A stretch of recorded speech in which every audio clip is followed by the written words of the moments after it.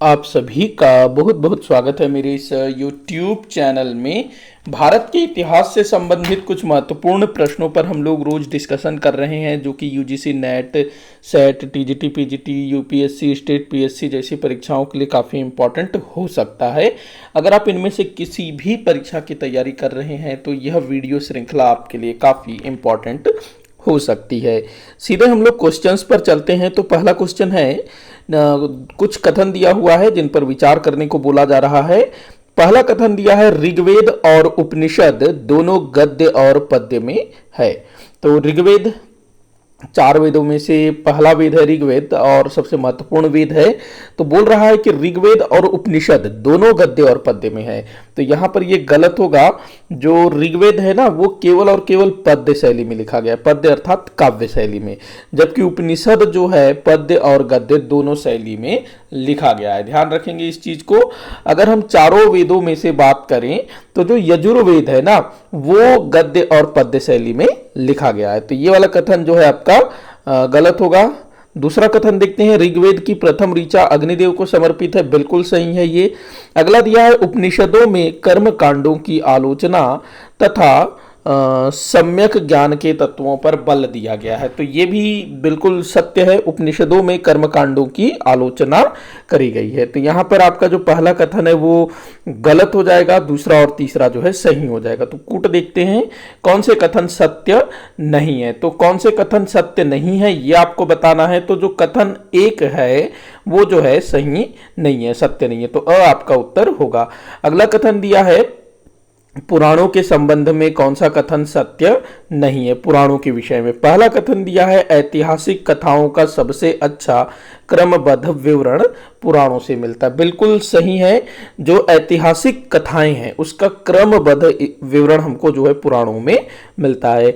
दूसरा दिया है, पुराणों से राजाओं की वंशावली प्राप्त होती है। ये भी बिल्कुल सही है। हमको पुराणों से मौर्य वंश, गुप्त वंश, शुंग वंश, इन सब के बारे में जानकारी मिलती है। इसके अलावा अन्य काफ़ी सारे जो वंश हैं उनकी वंशावली देखने को मिलती है। उसके बाद अगला दिया है, सबसे प्राचीन पुराण मत्स्य पुराण है। ये भी सही है। अगला दिया है, पुराणों का संकलन 6ठी शताब्दी ईसा पूर्व में हुआ था। ये गलत है क्योंकि ये थोड़ा सा बाद में इसका संकलन हुआ। तो कौन सा कथन सत्य नहीं है ये आपको बताना था। तो द जो है सत्य नहीं है। अगले क्वेश्चन को देखते हैं, एलोरा का कैलाश मंदिर किसने बनवाया था। तो एलोरा का कैलाश मंदिर कहां पर है भाई। तो ये महाराष्ट्र में है और इसको बनवाने का श्रेय जाता है राष्ट्रकूट वंश के शासक कृष्ण प्रथम को। एलोरा जो गुफाएं हैं ना, एलोरा की गुफाएं, वहां पर कैलाश मंदिर कृष्ण प्रथम द्वारा बनवाया गया था। एलोरा की जो मंदिर है ना, वो जो चट्टान है उसको काट करके बनाया गया है।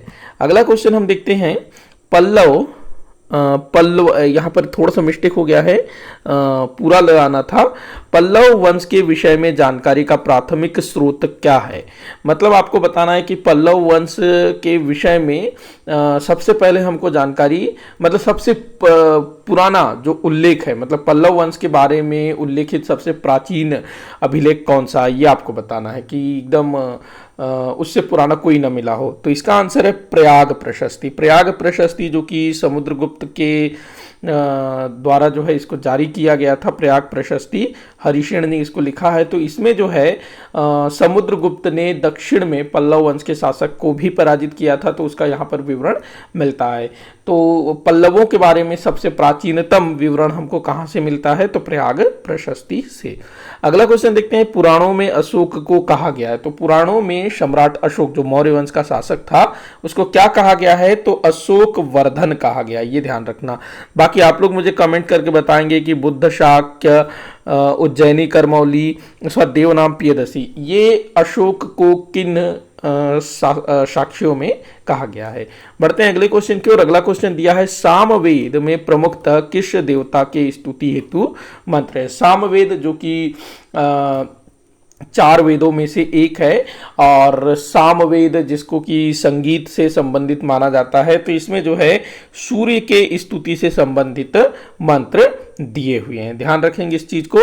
अगला क्वेश्चन दिया है कलिंग युद्ध के समय कलिंग का शासक कौन था। तो कलिंग युद्ध जो कि सम्राट अशोक के समय लड़ा गया था। सम्राट अशोक ने कलिंग पर आक्रमण किया और वहां के राजा वहां के लोगों को पराजित करके कलिंग को मौर्य साम्राज्य में मिला लिया था। कलिंग के लोगों ने वीरता पूर्वक अशोक का सामना किया था। तो यहां पर राजा नंद इस समय शासन कर रहे थे, जिसको कि अशोक ने पराजित किया। अगला क्वेश्चन दिया है 16 संस्कार का उल्लेख कहां से प्राप्त हुआ है। 16 संस्कार जैसे कि उपनयन संस्कार हो गया, नामकरण संस्कार हो गया, विवाह संस्कार हो गया, इस तरह से जो है 16 संस्कार होते हैं जिनके बारे में आप लोगों को पढ़ना है। मेरे चैनल पर डेडिकेटेड वीडियो मिल जाएगा। तो इनके बारे में हमको कहां से जानकारी प्राप्त होता है, तो गृह सूत्रों से इसके बारे में हमको जानकारी प्राप्त होता है, गृह सूत्र से। अगला क्वेश्चन देखते हैं सती प्रथा का प्रथम लिखित साक्ष्य किस अभिलेख से प्राप्त हुआ है। सती प्रथा का पहला लिखित साक्ष्य तो ये हमको मिलता है एरण अभिलेख से। एरण अभिलेख जो कि गुप्त सम्राट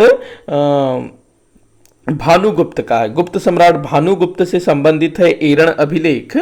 और ये जो है 510 ईस्वी का है, 510 ईस्वी का है गुप्त सम्राट भानुगुप्त का एरण अभिलेख। और इसमें जो है भानुगुप्त का एक सामंत था या फिर कहें एक उसका अधीनस्थ सेनापति था जिसका नाम था गोपराज, जिसकी की मृत्यु हो जाती है और उसकी जो विधवा पत्नी है वो उसकी चिता के साथ सती हो जाती है। और इस बात का उल्लेख जो है हमको एरण अभिलेख में देखने को मिलता है। बढ़ते हैं अगले क्वेश्चन की ओर। अगला क्वेश्चन दिया है सती प्रथा से किसे छूट प्राप्त थी। तो सती प्रथा से किसे छूट प्राप्त थी, मतलब कि कौन सी वर्ण की जो स्त्री है उसको सती होना अनिवार्य नहीं था। तो यहाँ पर जो क्षत्रिय है, वैश्य है, शूद्र है, इनको जो है सती होना अनिवार्य था। पति की मृत्यु के बाद इनको जो है उसकी चिता के साथ जलना अनिवार्य था। लेकिन जो ब्राह्मण स्त्री है उसको जो है सती प्रथा से छूट प्राप्त थी। अगर वो चाहे तो सती हो सकती थी, अन्यथा वो जीवित रह सकती थी। तो ध्यान रखेंगे। इसी के साथ आज का ये वीडियो यहीं पर समाप्त होता है। आप लोग मुझे कमेंट करके बताइएगा कि आपसे कितने क्वेश्चन सॉल्व हुए। किसी भी क्वेश्चन में कोई भी डाउट हो जरूर बताइएगा ताकि मैं उसको सॉल्व कर सकूं। वीडियो को जितना हो सके उतना आप शेयर करिएगा, लाइक करिएगा, चैनल को सब्सक्राइब करिएगा। वीडियो को आखिर तक देखने के लिए बहुत बहुत धन्यवाद।